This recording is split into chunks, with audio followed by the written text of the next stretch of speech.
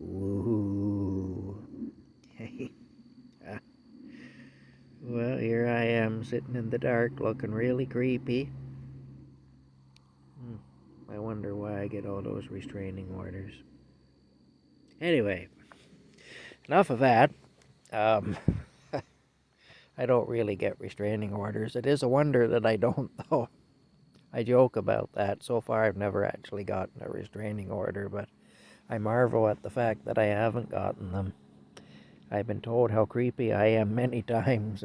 Looking at myself here in the screen, I can understand why. But sitting out here in the dark. Anyway, it isn't a bad night, though, really, and the bugs aren't too bad either, because it's just cool enough. It's just warm enough that it's comfortable to sit here, but it's cool enough that the bugs aren't too bad. And I'm sitting out here because the interwebs works a lot better out here than in the camper.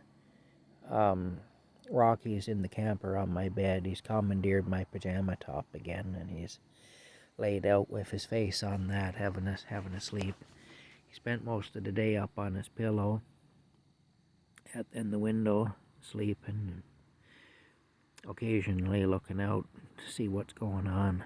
The birds were having a bit of a party out there early this morning, and that kind of got his attention, although not like it normally would have. Wasn't as interested as he would have been at one time, but still, he perked up a bit. It definitely got his attention. I think maybe the birds did that just to remind him that he's still alive, you know. Anyway, we're going to the vet tomorrow. We'll find out then what's going on with him. Hopefully it won't be too bad. You know, I've spent a good portion of my life wishing and hoping for things and working towards things that have never come to fruition. And I've suffered a lot of losses. And haven't lost hope, though. I'm a 55-year-old fool, I suppose. You know, you'd think I'd lose hope by now. What's wrong with me?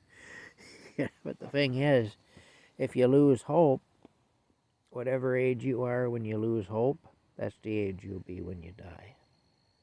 That's the age you'll be when you stop living, when you give up and you die. And I'm not ready to do that. So I don't give up hope. I think about all the possibilities to try to prepare myself for what may come. But until I actually know that it's the worst news possible, I'm not giving up. You know, until I know for certain that there's nothing can be done or whatever, I'm not giving up. Because it may not be that bad. You know? Anyway, I will know more tomorrow. Like I say, I'm not one to give up. I'm pretty tenacious. You know, and I've lived my life that way. And, you know, that's the reason I'm still here, is because I live my life that way. And I'm going to keep doing that. But you got to win occasionally. You know, you can't just lose all the time. You got to win occasionally. And I'm really hoping that Rocky and I will win tomorrow. I really am. I'm preparing myself for that not to be the case, but I haven't given up hope. I'm hoping that it will be. We need to win occasionally, you know, we do. Can't just lose all the time. You got to win sometimes. And hopefully tomorrow will be a day when we win. Anyway, we'll know soon enough, won't we? Time will tell. Anyway, that's all I have to say about it for now. Yeah, I'm concerned. I'm worried. But I haven't given up. We'll see what happens anyway. I mean, it might just be a matter of flushing his system out. He might need an enema. He may shove a hose up his arse and dump a bunch of warm soapy water in there, and He may poop like a racehorse and be right as rain again. You never know. And then maybe they'll give me some tips that I can use, things I can do to prevent this from happening again. Maybe. Or maybe they'll want repeat business and they won't. Who knows? If they don't, I'll get on the interwebs and I'll look it up and I'll see what all I can do to prevent, or at least to prevent it from happening as frequently. If it's going to happen, maybe if I any time I can prevent it from happening will be a good thing. Especially around here, because you just can't get into a vet that easily. You know, you gotta book a couple of months ahead. And with him being all seized up like he is in his intestinal tract, he won't last a couple months. That was a real blessing that appointment was up when it was, yesterday morning, or tomorrow morning.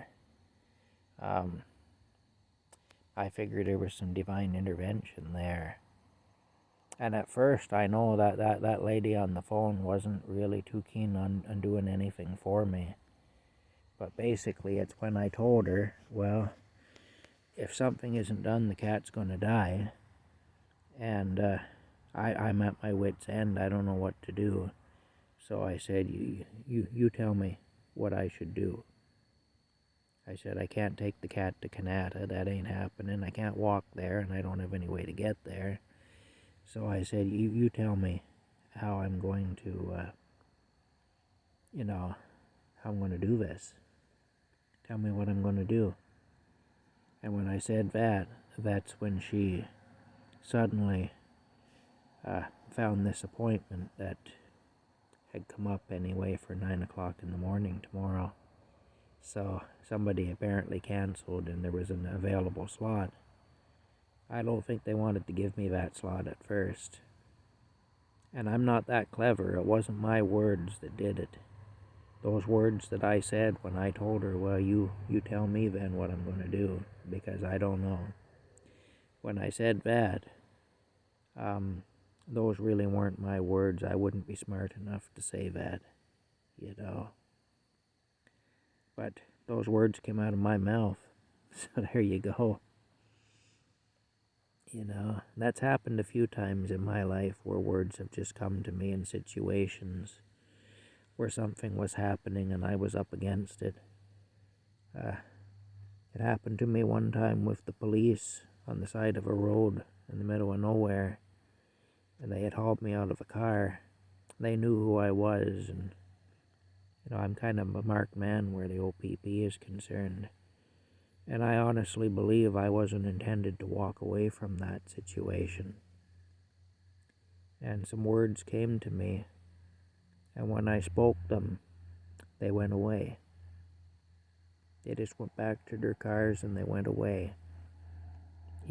Left me standing there by myself in the dark beside my car. All alone and grateful to be alone too.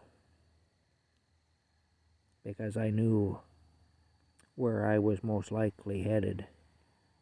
And it was most likely into a ditch with a bullet in the back of my head.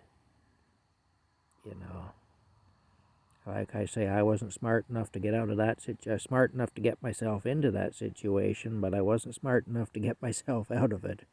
Those weren't my words that I spoke that night that saved me from that. And, yeah. Anyway, bottom line is, that was a lot of years ago now, a long time ago. Bottom line is this. I haven't given up. Rocky's still alive. As long as Rocky's alive, there's some hope. And unless it's something real serious, which it may be, I'm preparing myself for that. But unless that's the case, then he could live for quite a long time yet,